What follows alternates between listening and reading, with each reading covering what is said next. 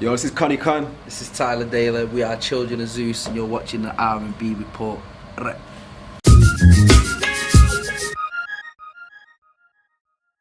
Okay, so I'm gonna introduce Kinder vom Zeus auf Deutsch, auf Englisch Children of Zeus, right?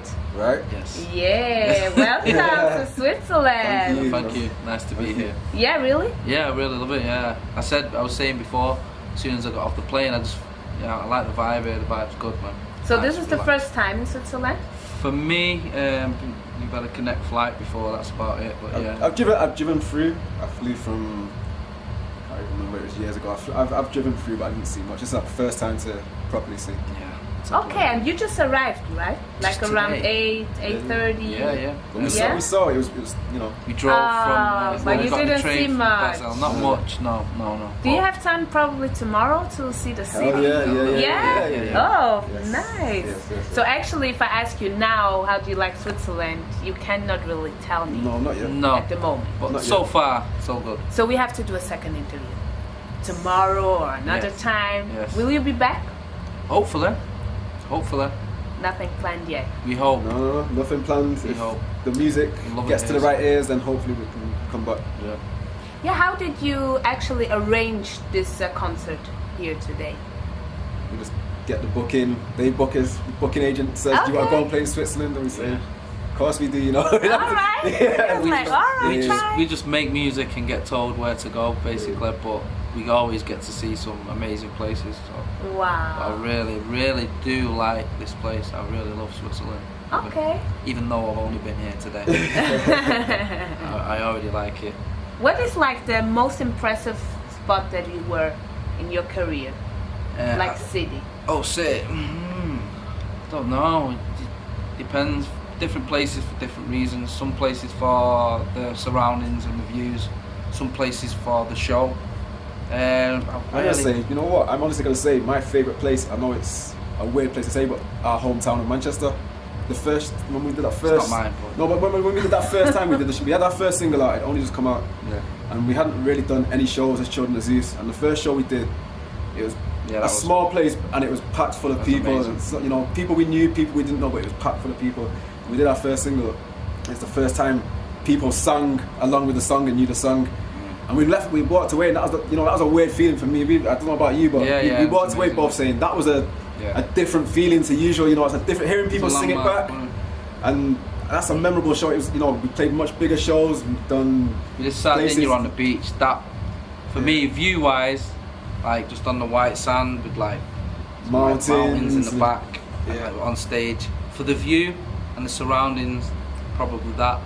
But the sound was terrible, so not for that. And for the vibe and the personal feeling. the vibe in that show. It We've was had good vibes Manchester. since, but that was the first Manchester. one when we felt it back, and we were like, shit. Yeah. There's, you know, it's our hometown.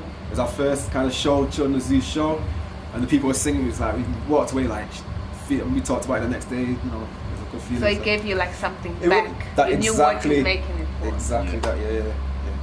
Wow, Yes. that's an amazing story. I know it's a bit boring, Manchester. No. You know, but that was for me. That was a Yeah, good no, it was place a to good be. show, man. Yeah. It really was. That was the start of.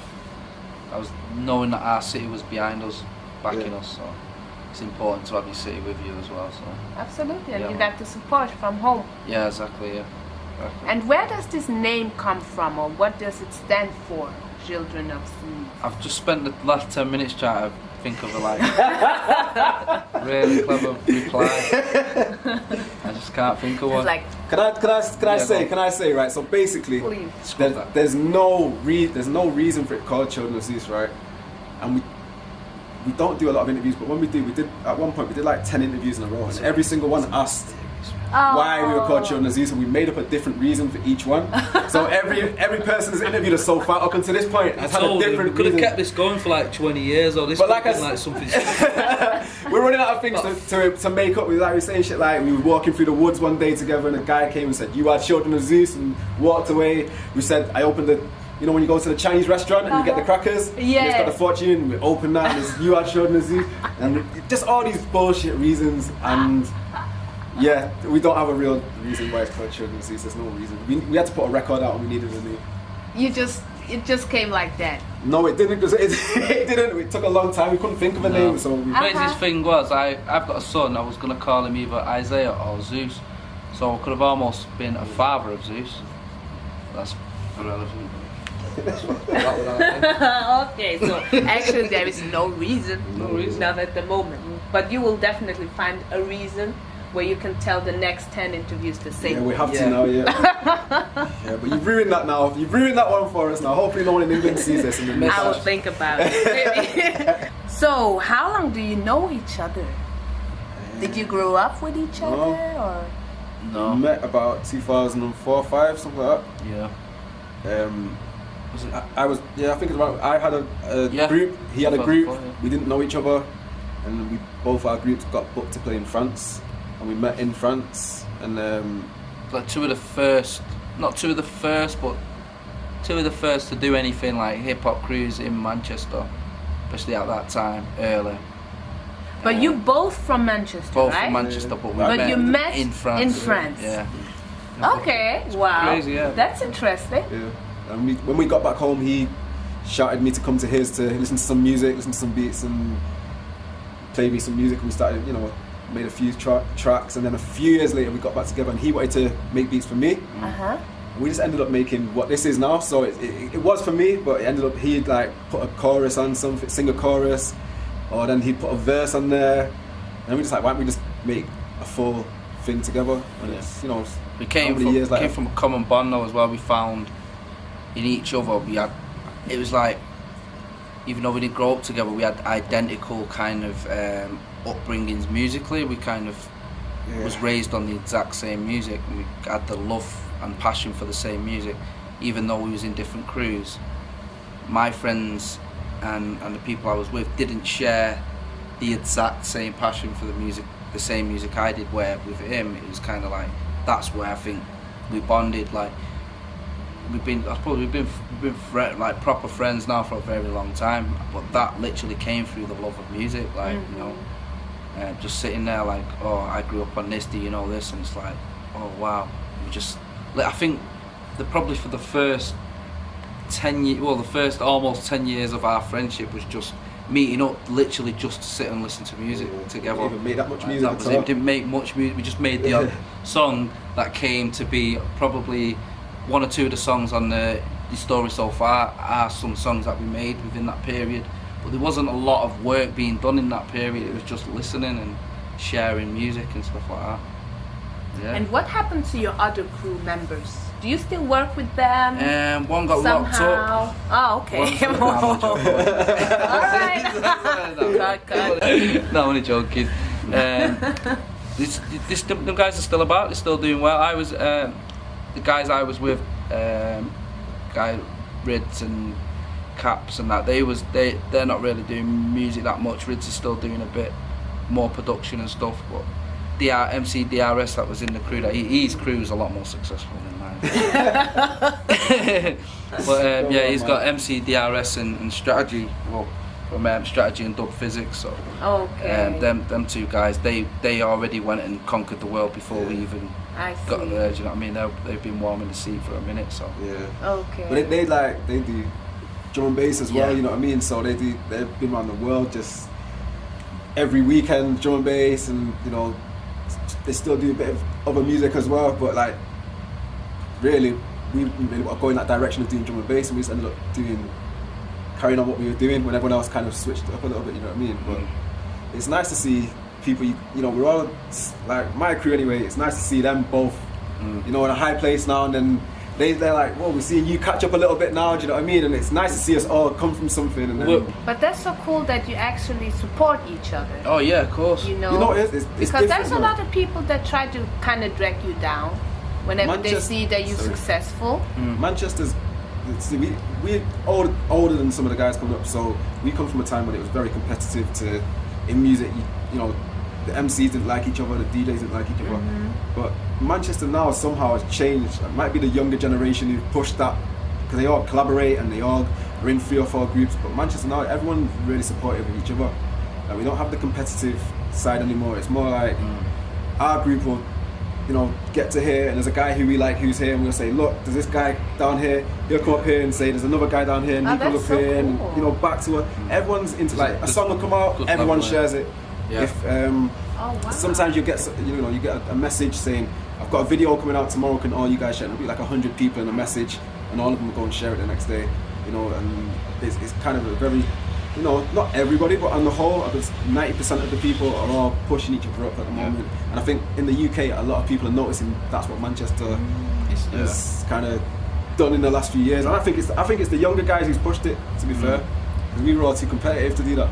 Yeah. But you mentioned like the younger people does it. Yeah. So that means that you didn't experience the same back in the days? No, No. but there was less people doing it, and the generation that came after us, the city was a very different city and more of the divided city, and it was before kind of more of the social media really took a hold and stuff like that, so where people kind of connected on that level musically and otherwise. Okay. So it was just slightly more, defragmented. It wasn't the same. It wasn't like now, where now I feel like there's a lot more honesty now as well. Like if you are a good artist in Manchester, people will support it. You'll make some noise.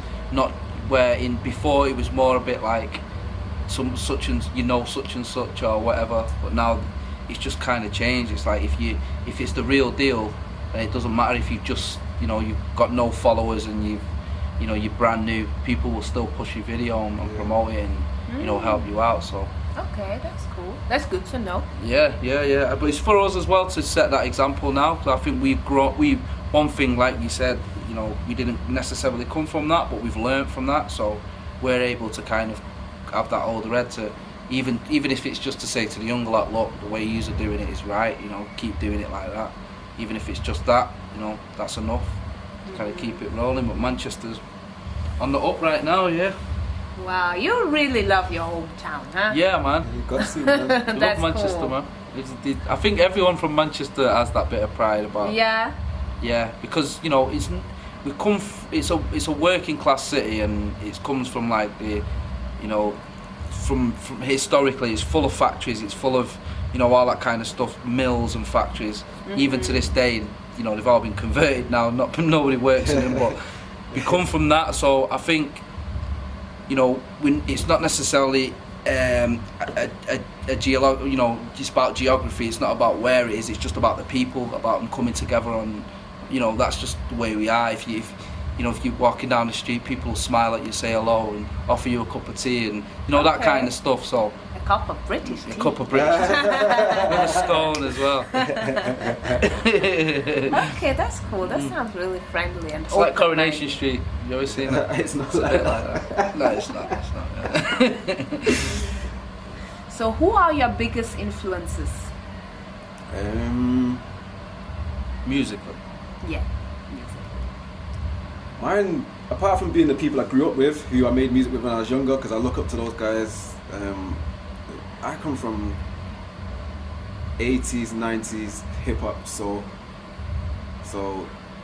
if you can imagine what was at the turn of the late 80s coming into the beginning of the 90s, that shaped kind of where I started loving music. So pirate radio, we had a lot of pirate radio stations in Manchester, which raised me, and I think we've spoke about this. The reason why we get on is because he listened to the same pirate radio stations I did. Basically. So if you listen to that was our education, was whatever they played on pirate radio station. You didn't have the internet, you had pirate radio station that you didn't know what half the songs were, and you spent years trying to find some of them out, but you knew, you could put a tape on and everyone would know what it was, you know what I mean? So that kind of, I say that's my influence, pirate radio station. And what kind of music was playing on these pirate radio stations? Well, Mostly. for the ones I listened to, it was black music, so from anything you can imagine, from reggae to soul, to jungle, to hip hop, anything you wanted that was within black music. But to me personally, like hip hop was the thing that caught my ear, but I couldn't really listen to in my house the swearing. So I could. When I was a kid, when I first started listening to hip hop, I couldn't listen to swearing, so I'd listen to soul music and reggae because there's no swearing. So that's what I'd listen to loud. When I had my headphones on, when I'd leave the house, I'd listen to hip hop. So that's what got my heart, when I was 10, 11, whatever. So yeah. right? That's So what it's brings more me. than one person, I guess. Yeah, there's Like too many. too We'd many. be here. There's no like, Okay. oh, that No. person. I know he's too got a many. favourite singer. Yeah, I've got a favourite singer, but that's just Who is it? Donny Hathaway is my favourite singer, but I just love the sound of his voice. But I wasn't really raised on. Yeah, Donny. but if we just start going into MCs, then we'd be here. Yeah, like, yeah, all day. Going to artists, I man, we see. go. It's just too much, man. It's just eras more than anything. Do you know what I mean? Like he says, the pirate era, the pirate radio era. Yeah. That was everything. Like, because them songs would never, ever, ever. We would never have got to hear them songs. No chance, no way. Because we was kids. We wasn't able to. There were go out songs and that were get getting them. played in the clubs at the time that Yeah, we couldn't it get was into. getting played in the clubs that nobody would, the backstreet clubs, do you know what I Yeah, mean? Like the the places blues. where your normal person, you know, like where we came from, they couldn't get in the fancy clubs where they played all the boom, boom, boom, or whatever it was. So you go to the back streets, you know what I mean? And like people that want to go and listen to reggae music, soul music, you had to go and find it. And the only place you could hear it apart from going there, which we couldn't, was pirate radio. So, and it was a few things where it's like live events would get recorded sometimes and put on tapes and passed around, and they was like gold to us. You know what I mean? I miss them days. I miss Broadway that. tape, innit? You had to Broadway you had to tape. work hard to have your music and to know your music. You know what I mean? Yeah, Like I think for me personally, when all that stopped, that's kind of when I stopped being as much as a crate digger, where he's still kind of really. He's into that, but that kind of stopped a bit for me. But yeah, man, I used to love them days of, having to, Find have to shit off the find radio stuff. that you had no and idea being the what- only guy that's kind of, bringing it around your friends, and you're like, wow, what's that? Do you know what I mean? Like, yeah, man, I miss them days. But my dad was a break dancer as well, so I got introduced to hip hop mad early. So okay. I was like rapping from about 3 years of age. As soon as I could talk, I was just trying it. Do you know what I mean? So. Yeah. So where are you from originally? I'm from Manchester originally. But your parents, parents, like my the dad's- roots. My dad's Jamaican and my mum's English, part Irish. So my mum's parents, they're more from Ireland, like from both sides of Ireland. And then when they moved over here, obviously my mum was born in England, and then my dad, he was born in Jamaica and then came over when he was a baby. So Okay. yeah, That's he's interesting. And you? My dad is from England, from London, and my mum's from Barbados. Ah, wow. So you have the island. Both. both the both, Caribbean I islands. Yeah. see. That's also Windrush. connected. I forget where. in Windrush Ireland, but generations yeah. or something. Yeah. Nah, man, Like- not Windrush. My Is she mum's- not? Nah. I'm like third generation Windrush. Or is it second? No, third in it. Third. Yeah, you can't class me dad.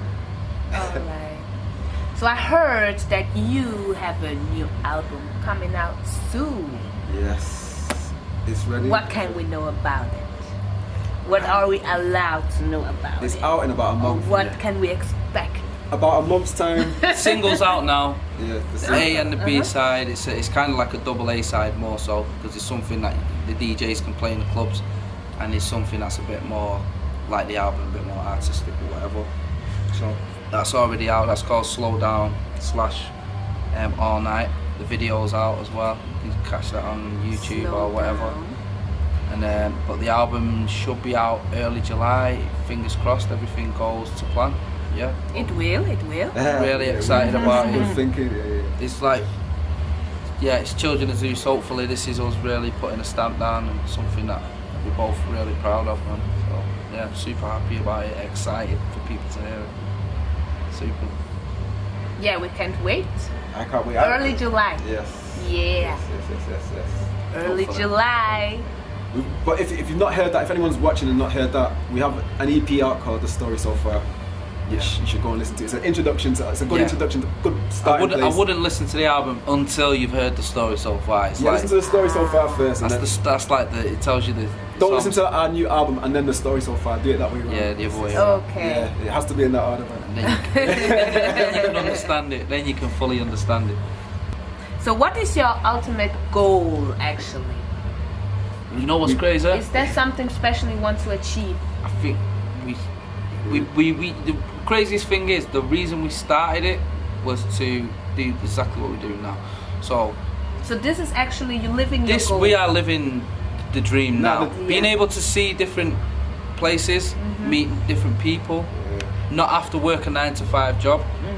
Obviously, we'd love to be able to make more of a living as everybody would, but like literally everything else from now is just a bonus. I feel so blessed to be able to still make music and people still want to hear it, and to be able to go to other countries and people want to hear it. Wow. That to me, and I don't like to speak for us both, but I can definitely say that I think just appreciating just where we're at now is more than anything, and anything else from now, if it gets bigger, if we get more fans, it's just a bonus, man. Like, got no expectations, and we're not expecting anything to go amazing or blow up massive or anything like that. We're just happy to see new places, earn a living, and just that's it. Just make the music we want to make. Wow, that sounds great. Yeah. Can you agree to that? Yeah, he already knows, man. When we made the album, we finished the album. In more so. We'd done the album and we sat there and listened to it, and I got emotional because I realised, it's fair, we hadn't finished the album. We wrote the very last song on the album. So we got to the last song on the album and I was writing it. And I couldn't look at him because I got emotional that we finally finished the album, because there's an 11-year-old kid inside me who said, I want to make this album, and I made the album, and I realised, just finally, when you finally realise what you actually wanted to do was right at that moment. And that was it was like a moment, it was like, shit, 20 years, 25 years, whatever, you know what I mean? And yeah, you finally get there. It's a nice moment, man. And then, like you said, from here on, it's all just, whatever it is cool with me, because I've done what I wanted to do, you know? Yeah. Wow. I just wanted to make that album, and we made the album. I'm happy with it, man. Yeah. Wow, that's so great. Yeah, Actually, you have already achieved your goal. But and you're happy. You know what? That's the Living most it important goal every anyway. day is a blessing, innit, for any of us. So if you have no major expectations and you just enjoy the journey, it's like there's always things that we want or things that but you can acquire these things on the way. Just enjoy the journey, because you just don't know. The goals I had when I started this music thing, I've been making music since I was